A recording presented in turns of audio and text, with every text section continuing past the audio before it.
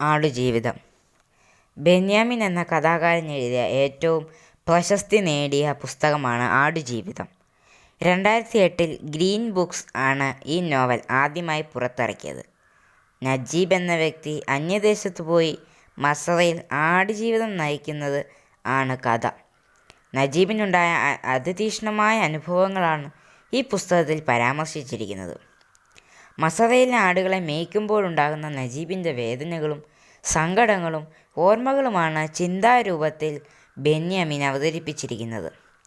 രസകരമായ കാര്യങ്ങളും എന്നാൽ മനുഷ്യ മനസ്സിനെ ഒന്നാകെ കുളിര് കോരിപ്പിക്കുന്ന ഒരു നോവലാണ് ഇത്.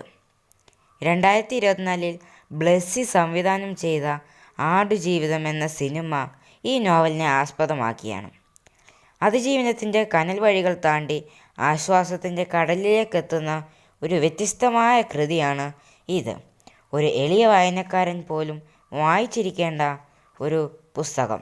ലളിതമായ ഭാഷയിലാണ് ഈ നോവൽ അദ്ദേഹം എഴുതിയിരിക്കുന്നത്.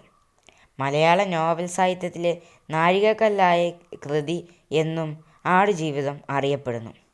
ബെന്യാമിൻ അദ്ദേഹത്തിൻ്റെ കൃതികൾ: ആടുജീവിതം, മാന്തളിലെ 20 കമ്മ്യൂണിസ്റ്റ് വർഷങ്ങൾ, നിശബ്ദ സഞ്ചാരി, തരകൻസ് ഗ്രന്ഥവരി, മഞ്ഞവെയിൽ മരണങ്ങൾ, മുല്ലപ്പൂ മണമുള്ള പകലുകൾ, മരീചിക, അഭിഷകിൻ. നന്ദി, നമസ്കാരം.